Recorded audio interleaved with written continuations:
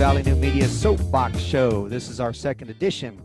My name is Hugh Buchel, and you may also see my compadre here, Cher McCoy. And today we have a very special guest, Scott Centorino. What a great name. I love that name. Scott is a senior fellow at the Foundation for Government Accountability, where he focuses on welfare and healthcare reform policies. However, before joining the Foundation for Government Accountability, it just rolls off the tongue, doesn't it? Yeah, it does. It just makes it. It's almost like the name of our show here. However, before joining the foundation, Scott served as an assistant attorney general with the Louisiana Department of Justice, specializing in civil rights and constitutional litigation. He's a captain in the U.S. Army. Thank you for your service. And the judge advocate, let's see. Oh, he's in the Judge Advocate Corps, and he holds a Bachelor of Arts in Politics from Washington Lee University. And he got his Juris Doctor from the, which university? The Louisiana? Wake Forest, yeah. Don't hold it against me. Okay, no, nothing against you there. Scott has now returned to us. He's living here in Rockbridge County. He's actually living in Lexington with his wife, Sarah. He plays the trombone. And he runs along the Maury River, which I do too. So we got a lot in common here. Before we end this thing today, we'll definitely have to talk about what your favorite outdoor activity is. Cool. So welcome, Scott. Thank you so much. It's great to be the second. The first episode was a tough act to follow, but it's great to be your second act here. Yeah. No. Well, you just have to do better. That's Thanks. Appreciate the pep talk. Yeah. Nah. Hey, listen. Tell us about the FGA, Foundation for Government Accountability. What are they? Sure. So FGA, Foundation for Government Accountability, it's a nonprofit, nonpartisan think tank, but it's not really a typical one. A lot of people, when they hear think tank, they think of maybe the American Enterprise Institute or Heritage Foundation. First of all, it's a lot smaller than that, but in part because it's only a couple of years old at this point. But it's also a lot more action-oriented. The cliche we throw around sometimes is we're more of an action tank than a think tank. So we do write papers, we write memos to policymakers, we do all that stuff, but we focus much more on the political process than other think tanks, and in particular on welfare reform, healthcare reform, and lowering barriers to work in general. Okay, now you're a lawyer. Is it made up mostly or all of legal folks? You know, it started out having almost no lawyers, and there are more and more lawyers joining. And so I don't know if that's a good thing or a bad thing. I never know when I'm surrounded by lawyers if that's good or bad.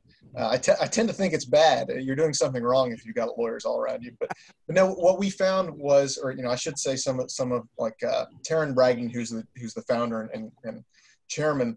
What we've found in our experience is because we are more than a traditional think tank that just kind of writes more academic papers, because we're really involved in the states and in Washington, if we need to draft legislation, let's say, a senator asks us, hey, this is a great idea you have on short-term health care. Can you draft a bill? A lot of other think tanks don't have the capacity to do that. And so they have to rely on the Senate Legislative Council or some internal player. Whereas we are a sort of a free market, right-leaning organization that can actually do that work and help them directly. And so I've drafted legislation in the role, and that's something that being a lawyer helps with. You don't have to be a lawyer to do that kind of stuff, but it certainly doesn't hurt. Well, I actually write bills too, so we have something else in common. There you go. The list goes on. Okay. Yeah. Why you? Because you seem like you were doing pretty good down there in Louisiana. What brought you up here to do this? Yeah. So I guess I've lived a little bit of a vagabond life, especially for someone who's not 40 yet. I've lived the life of an 80-year-old, I think. Sometimes I'm afraid that that's true. But yeah, so I went to law school, and I still didn't quite know what I wanted to do. So I bounced around. I was in the financial data world. I lived in Charlottesville for a little bit, worked for S&P Global Market Intelligence. I worked for a tax law firm in Richmond. Then I moved down to New Orleans, like you mentioned, that's where my wife's from. I was appointed Assistant Attorney General there by Jeff Landry. Jeff Landry, by the way, if you're racking your brain, a lot of people outside of Louisiana, the only reason they might know his name is he was one of the original Tea Party congressmen. And during one of President Obama's States of the Union, he held up a sign that said "Drilling equals jobs," and the camera panned to him, and he got some attention for that. So that's Jeff Landry, if you're not familiar with him, but he's a great guy. He appointed me Assistant Attorney General down in Louisiana, and you're right, I enjoyed it. I did well. I really liked constitutional and civil rights litigation because it's so stimulating, it's so challenging. But I found that, and this is one of the reasons I was kind of lost in law school a little bit, being a lawyer is, in my eyes, plenty of people like it, but I found it, because I'm intellectually curious, it's almost like sweeping the floor in a prison a little bit. And I spent enough time in prisons when I worked at the Attorney General's office that I know you actually do need to sweep the floors at a prison. It's not something that you can ignore, but you're very much constrained sometimes artificially by this structure that's put up around you. And so that structure obviously being the statutes and public policy choices that policymakers make. And lawyers, we're just kind of living in the world they create. And so I would run into situations where I had to defend a case, or I'd pursue a cause, and I just didn't think the laws were set up correctly. And I'm a reader of history, I'm a reader of politics, and that's where the real action is. Otherwise, you're just kind of moving the ashes around. And so I wanted to get involved in public policy. FGA was looking for lawyers, and it was a perfect match. And so, I'll spare you all the details, but that same kind of desire to get involved on a bigger level, that's what made me want to join the Army Reserve and the JAG Corps. So the joke I tell people is I think that the three most complex things man has ever devised are the U.S. Army bureaucracy, the Medicaid program, and constitutional law. And I have lived a life where I have had to at least pass for an expert on all three things at various times. So that's the 2-minute biography there, and why I am where I am. It's an interesting background you have, but we're going to enjoy it here in Lexington. I can tell you that right now. Oh, I love Lexington. It's our happy place. There's a reason we came back. You're stuck with us now, Cher. Well, I'm glad. And the beard's going, by the way. I know the listeners won't be able to see it, but I've got my next in-person drill in July. I think I'm going to shave this thing this weekend. So I don't normally look like a Civil War soldier that just walked home. Well, anytime we promote you with a flyer, we'll use the one without the beard then for you. There you go. You can't, this time in our country's history, you can't not talk about COVID-19 and the federal and the state response to it. What do you think about constitutional issues and the federal response to COVID-19? Yeah, it's a good question. There's obviously a ton to unpack there. The most important federal, and I know you're going to ask about state and local, and we can talk about that next, but the most important piece of the federal response, it's mostly limited to the series of bills they've already passed. In terms of the public health stuff, the Trump administration issued guidance recommending these lockdowns early on in the first place, but that's where the state and local governments take the lead. So the bills, I mean, as your audience knows, and as you know, have been first and foremost just dump trucks of money. Everybody in DC wanted to infuse the economy with liquidity, and they did. I mean, if that was the goal, they accomplished it. I don't know. I don't think anybody knows whether it will be worth it in the long terms in terms of the additional debt burden and how much you'll actually increase consumption with that extra spending, and whether it's worth it with all the interest on it.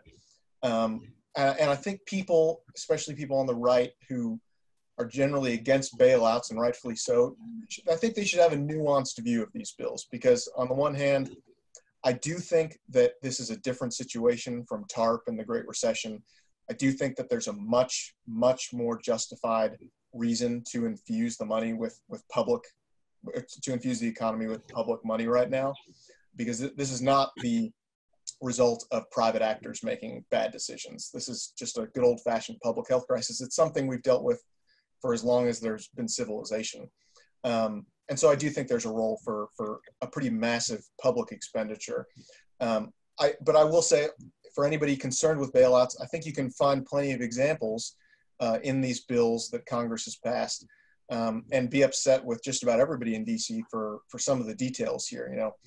I don't need to tell you this, but just looking around at big cities and small towns across America, I'm thinking particularly of small businesses. And you hear politicians talk about small businesses a lot. I think it's in part because there's this sort of romantic ideal of a small business that comes from Norman Rockwell paintings, and there's this thought that it's not really real, that it's not the main driver of the new economy. People think everything happens in Silicon Valley, and I can tell you, people in DC absolutely believe that the main driver of economic growth are big businesses and businesses on the coasts.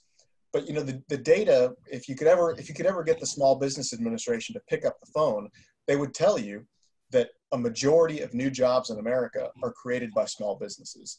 And so that's my first concern with the bills that have been passed by Congress in the last few months here, is they have not been particularly well tailored. You've seen, we've all seen the news stories. The Lakers have gotten small business loans. The Ruth Chris Steakhouse chain has gotten small business loans.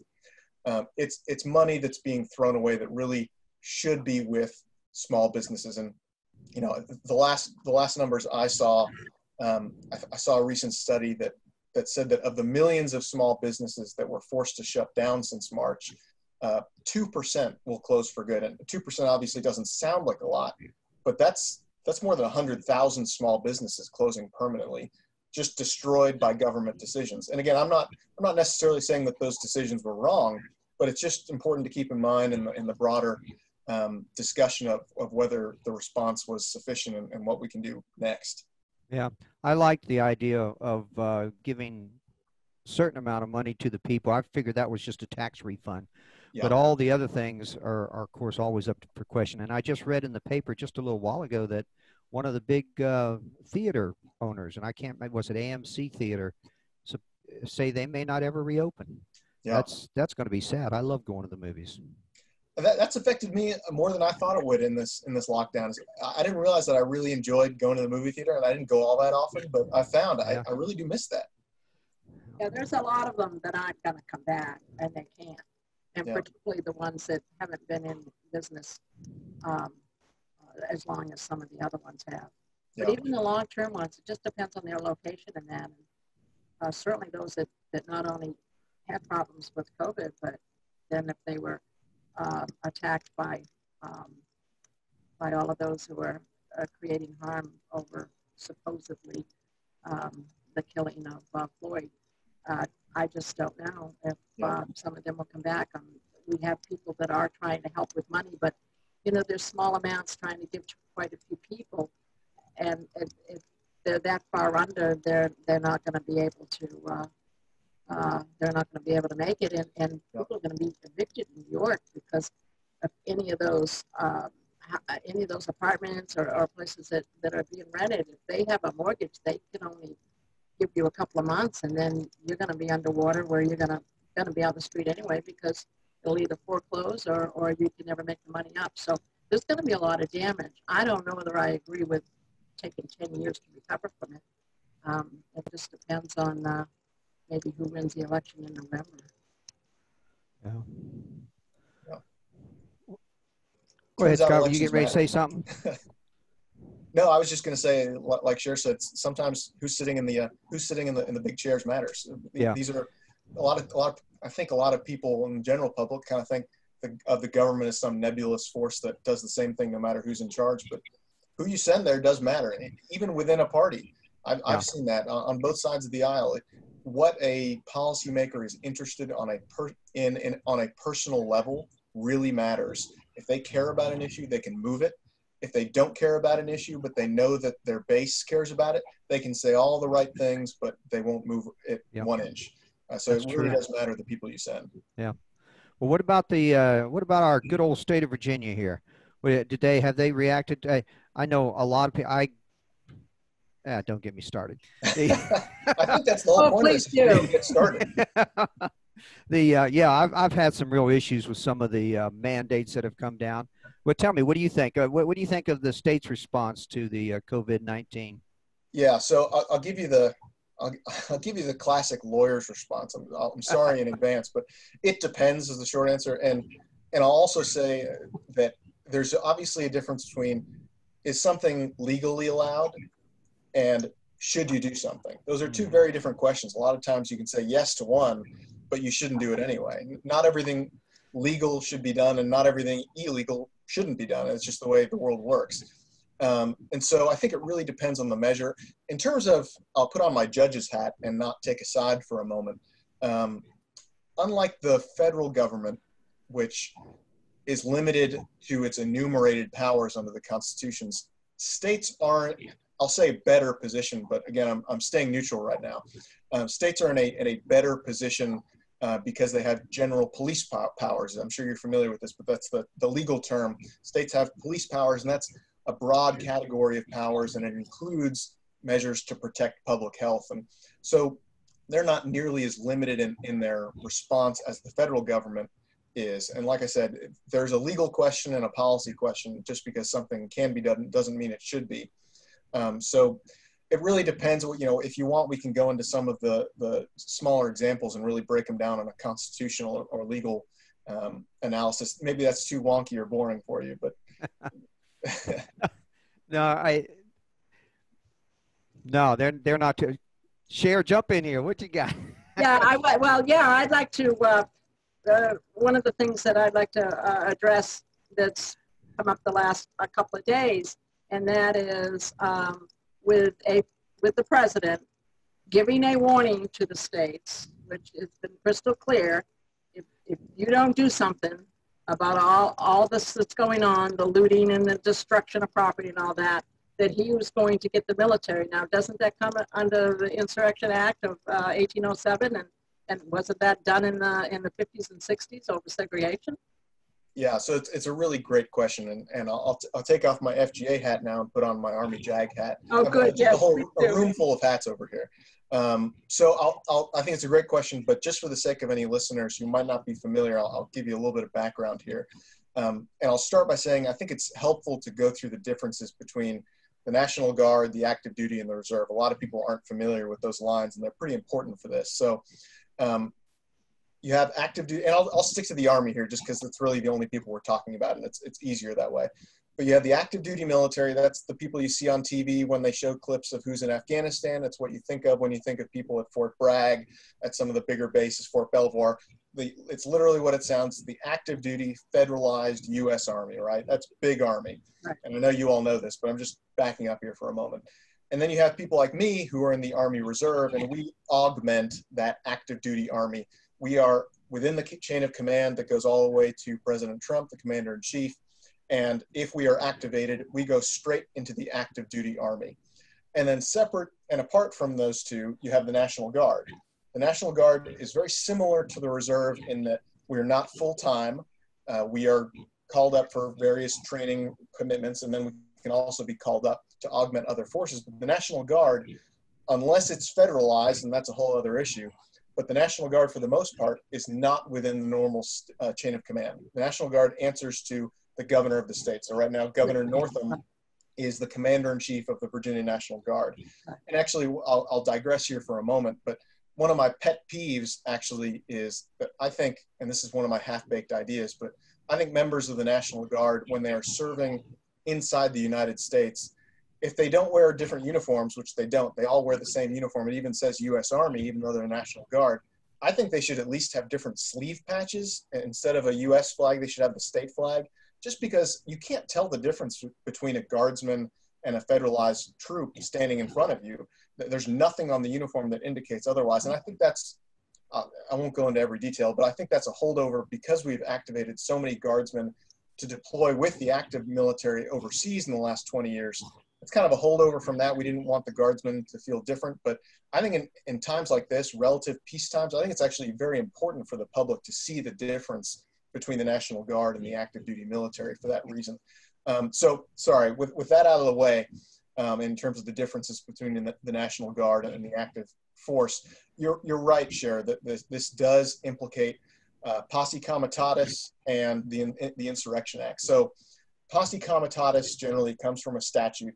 It means that, as a general rule, active duty military cannot be used for law enforcement purposes in the United States. And by law enforcement purposes, I mean exactly what it sounds. That means directing traffic. It means putting down riots, things like that.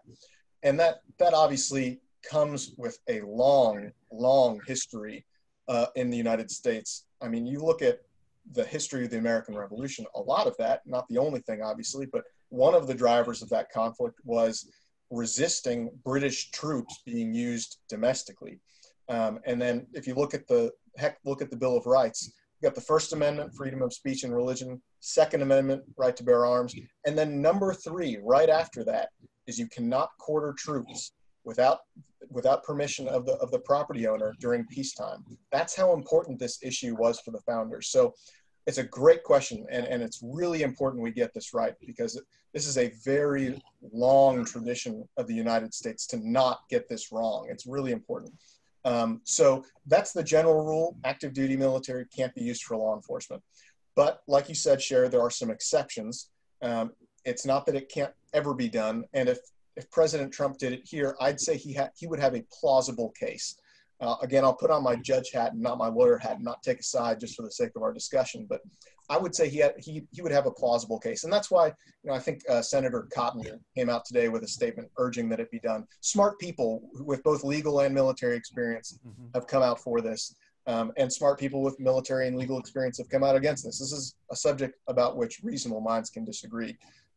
So the exclusions, there are a few, like the Attorney General can certify that there's been some kind of nuclear event, for example, and then the president can activate active duty military troops to go into the United States domestically. But the Insurrection Act is the biggest one, and that is limited to certain circumstances. I'm simplifying here, but basically the Insurrection Act can be used where states are unable to put down insurrections and they invite federal help voluntarily, or, so that's the first one, or where states themselves are defying federal law. So the second category is the only time where the president could order active duty military into states without the state's governor's permission. And that's where you saw, President Eisenhower used that second clause to send troops into Little Rock in Arkansas in the 50s because Arkansas was not protecting constitutionally protected rights. So it's extremely rare, obviously, to use the Insurrection Act. It shouldn't be used casually. It was last used almost 30 years ago in the Rodney King riots, as I'm sure you all remember. But if you think about it, since then, it wasn't used in advance of Y2K. It wasn't used for 9/11. It wasn't used for the Occupy movements. And if you look back at the Rodney King riots in 1992, those riots, at least in my estimation now, things change quickly. So if things go further south, they've obviously gone plenty south already. But if things go further south, I'll change my mind. But at least in my judgment right now, I'd say that the Rodney King riots were much closer to a real insurrection than these have been so far. If you look back, over 60 people died in the Rodney King riots. Over 10,000 people were arrested. So if we get there, God forbid, I would say it's probably legal to do so. We're not there yet in my eyes. And if you look at Minnesota was the first state to activate its guard in response to these riots. And we've had 3 straight nights of relative peace. So I'm more sticking up for the National Guard than anything else here. I think they're capable of handling this. I think law enforcement and the National Guard working together have the instruments that they need to handle this. And like I said, it's such a big deal to send active duty military into cities. I'm a part-time lawyer. It's not like I'm some special forces Green Beret here, but I can tell you everybody in the active duty Army and the Army Reserve, we are not trained for law enforcement. We are trained to kill the enemy. And Americans, no matter how violent they're being, are not the enemy. Maybe they're criminals and maybe we should arrest them. But we are trained for one thing, and that's to defeat an enemy. So I would be very cautious. Things would have to get worse for me to feel comfortable making that recommendation. And then the last thing I'll say on it is just a friendly reminder that whatever President Trump does here, and like I said, I think he can make a plausible case to do it, but it will act as a precedent for whatever person comes next, whether that's President Biden or President Kamala Harris or whoever in the future. It will, we're talking about the Rodney King riots right now. I guarantee you, imagine a Second Amendment rally on the state capitol steps of Richmond. President Kamala Harris might point at what President Trump does now and say, actually, let's use those troops. Let's send in the active duty military here. And I don't think any of us really want to lose sight of how important precedents are in this realm. Again, I'm not really coming down on either side. I'll play it safe here, but just wanted to raise those issues. But if the governors won't even have National Guard to take care of it, and they're relying on just local police and sheriff department, is that not enough to for the president to enact it? Probably, I think you'd have to show that it was not under control as well. Right. And obviously that would be easier in some places than others. And so I think you'd have a much stronger case if a state said we're not activating the National Guard and there simply was no law and order for a good amount of time. The longer it goes on, the better the case is, right? That makes sense. And I think that's part of why President Trump included that in his comments, is a little bit of a shot across the bow. Not that he was required to do that, but I think it would be smart for governors to use the guard. I think it would be smart for the governors to use whatever means necessary to stop this rioting, period. That would be the first choice, sure. Yeah, there's obviously, I'm stating the obvious here, but there's obviously a massive difference between peaceful protest, which must be protected, and unlawful rioting, which must not be allowed. Okay, appreciate that. That was a great roundup of what's going on as far as the response from the state and federal governments and trying to solve all these problems. Can you imagine running a business right now and you're already suffering from COVID-19, and then your place gets burned down, and you just kind of throw up your hands and say, okay, we'll forget about that. No, I can't imagine. Yeah. Well, listen, we're actually almost out of time, and I wanted to make sure that I checked with you about one thing that's very important to me personally. What is your favorite activity around? What's your favorite outdoor activity around here? Oh, it's so hard to choose. I'll never say, I was going to say I'll never say a bad word about New Orleans, but I'll say a lot of bad words about New Orleans. I'll never say a bad words about the people of New Orleans. How about that? Because they're great. But one of the things I really missed living in New Orleans was the outdoor stuff. That is such just a God's gift in this place. So I'm going to give you a bad answer and say I like everything. I like hiking, camping, kayaking. But I'll say my favorite is just anything with water. I grew up pretty close to the beach, actually, and I'll always have a little bit of beach bum in me. And so, I think I probably still have some sand somewhere in my body that I grew up with. Well, me too. I grew up on the beach. There you go. I mean, it's hard to get that out of you. So swimming at Goshen Pass, or there are a ton of swimming holes around here. That's probably my favorite. How about you? Probably kayaking or just running the trails around here. I do a lot of hiking and that type of thing. I love, this is my home, and of course I haven't always been here, but I love it here, and I think people that live here love it here. So anyway, that's great. Listen, this is the Soapbox, as you know, and so what we like to do is give our guests the last couple minutes on the Soapbox to say whatever they want to say. You don't have to take 2 minutes, but we'll probably cut you off if you run into 30 minutes.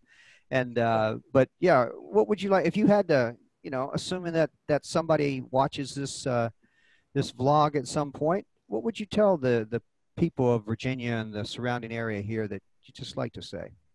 Sure. So Cher warned me that this would happen, so I've come prepared with some soapbox material. I would say to the people of Virginia, or just about anywhere, we all need a little good news right now. The TV isn't really giving us much positive entertainment right now. It's the world looks bleak to a lot of people. So I'll provide some good news. That's what I'm going to use my soapbox 2 minutes for. I read a story recently, a couple weeks ago. Not one, but two defectors from North Korea won seats in the South Korean parliament. One of them you're probably familiar with. Ji Song-kyu, I'm not pronouncing that right, but he was the guy, if you watch President Trump's State of the Union, I think it was last year, he held up his handmade crutches in the air, and President Trump honored him up in the balcony. He's one of the guys that won a parliament seat in the South Korean parliament. The story was he was basically starving in North Korea. He ran away from home. He passed out from hunger on railroad tracks, lost his leg, made homemade crutches and made it to South Korea. It's just an incredible story. And now, despite every effort from North Korea, he is a member of the parliament, and that word will spread into the public of North Korea. And I bring this up not only because it's heartwarming, but because since the days of William F. Buckley, the conservative movement has been united by anti-communism. And I think since the fall of the Soviet Union, we've lost our way a little bit on that, in part because the lack of a common enemy. You know, from Russell Kirk and Pat Buchanan to Gene Kirkpatrick and Charles Krauthammer, hating communists was something everybody on the right agreed on. And this is something that all Americans should agree on. And I think that this is just an incredible story. It was great to see him honored at that State of the Union. And so my good news is that we don't live in North Korea, and that the people of North Korea are getting a little infusion of hope from a place with freedom of speech and freedom of press and freedom of expression. So that's my story. I'm sticking to it. That's my good news on my soapbox. Well, I miss Charles Krauthammer myself. I miss him. The best. I'm sure more than myself miss him. Yeah. Okay, listen, that's it for our show today. If anybody out there would like to see future episodes of the Soapbox, sign in and follow us on Twitter, follow us on Facebook, follow us with email. We'll let you know when our next guest interview is posted. Meanwhile, stay safe. And Chair, thanks for joining us today. Scott, thanks for joining us today. And we'll see you all next time. Thanks, Scott. Take care.